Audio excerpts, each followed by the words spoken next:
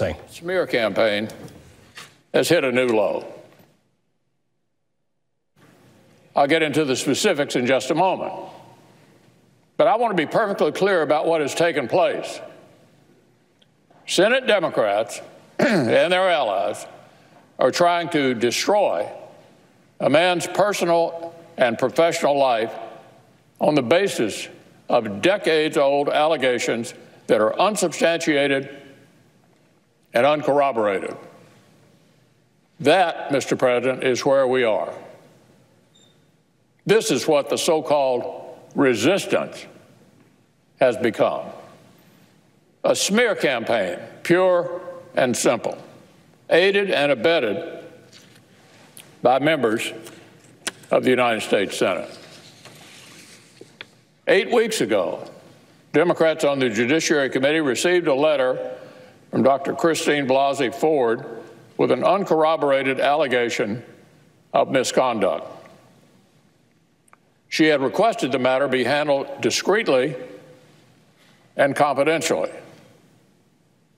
The responsible next step would have been alerting the full committee so a confidential, bipartisan investigation could begin.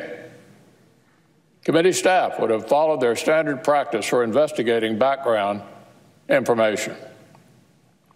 Senators could have questioned Judge Kavanaugh in their meetings or in closed session while respecting Dr. Ford's request for confidentiality.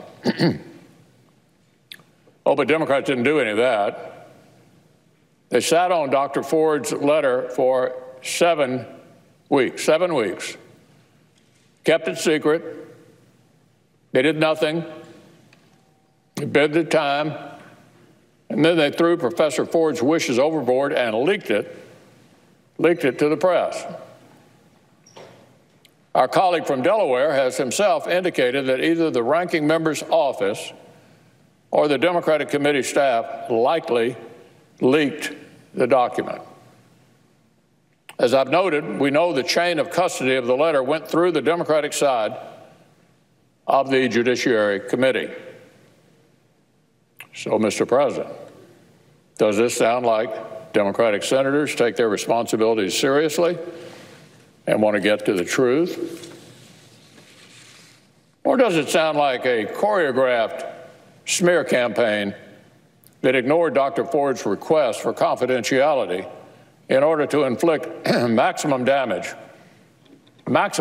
at the last minute on Judge Kavanaugh and his family? This is an allegation of misconduct which all 4 supposed witnesses either flatly contradict or are unable to back up. In addition to Judge Kavanaugh, the other 3 supposed witnesses have said they have, quote, no knowledge, no recollection, and no memory of the alleged incident. It's not just one alleged witness disagreeing with the allegations. It's literally every person who was supposedly there. One of those supposed witnesses said she does not even know Judge Kavanaugh. So all the witnesses that Dr. Ford says were present at the party have told the committee on the record and under penalty of felony, all confirm they do not remember any such party, do not know Judge Kavanaugh, or have never seen him do anything remotely like has been alleged. And this unsubstantiated allegation stands entirely at odds with everything we've heard about Judge Kavanaugh's character from those who've worked with him, socialized with him, dating all the way back to high school. But Democrats wouldn't let a few inconvenient things, like a complete lack of evidence or an accuser's request for confidentiality, to get between them and a good smear. It's despicable. And the contrast with the completely professional conduct of Chairman Grassley could not be starker. As soon as Chairman Grassley learned about this allegation, he handled it through proper channels. He immediately began gathering the facts. His office promptly conducted a transcribed interview of Judge Kavanaugh in which, under penalty of felony, he unequivocally denied the last-minute allegation. And the office received statements from all the other supposed witnesses that they either directly contradicted the story or denied knowing anything about it. What's more,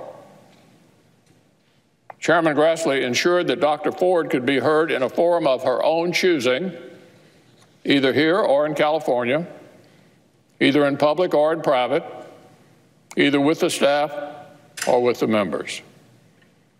He's gone above and beyond to accommodate her request.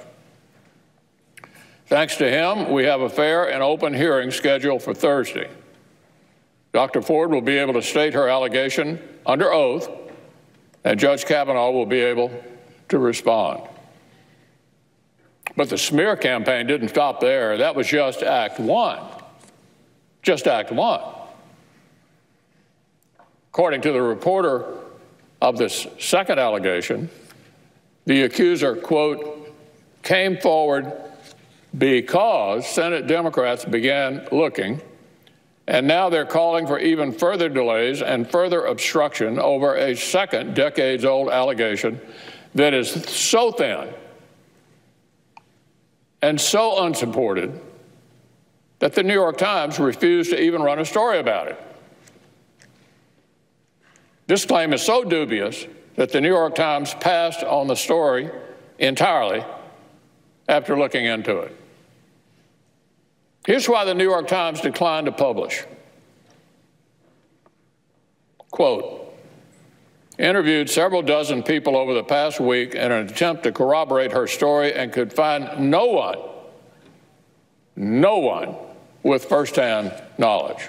Not one person with firsthand knowledge to support the allegation, but rather multiple on-the-record denials again.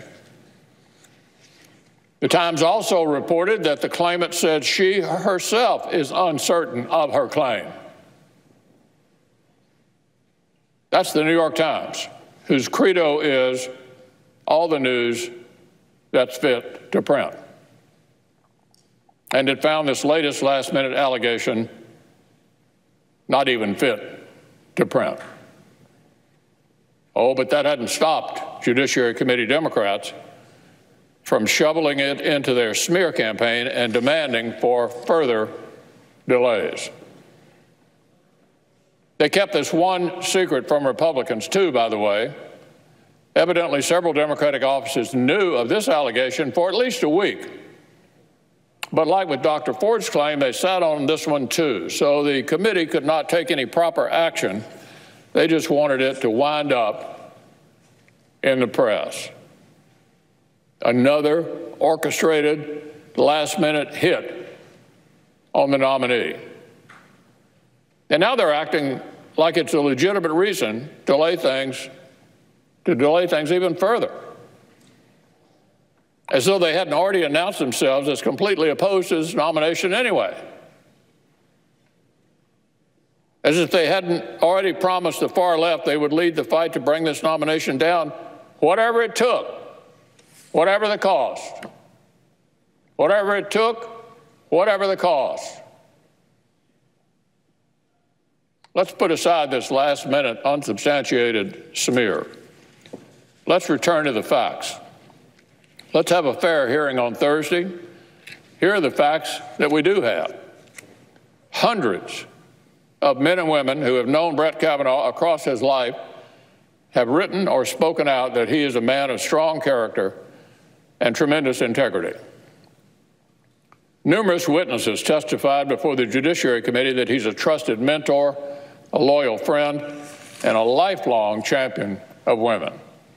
More than 75 women gathered last week to share their decades-old knowledge of Judge Kavanaugh as a, quote, responsible guy who treats us with kindness and respect and a true gentleman in all aspects of his life.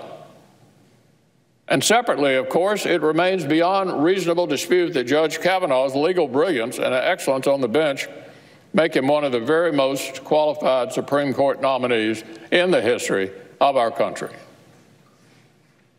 All of these facts are quite clearly on one side. Maybe that's why the Democrats are so panicked. Maybe that's why they're so willing to try to bring down this nominee. In the meantime, a good and honorable man and his family are receiving death threats. They're the subject of smears and are facing Senate Democrats who say he has no presumption of innocence because they don't agree with his judicial philosophy. Well, before the week is out, both Judge Kavanaugh and Dr. Ford will testify under oath before the Judiciary Committee. Chairman Grassley has made sure the facts will be heard.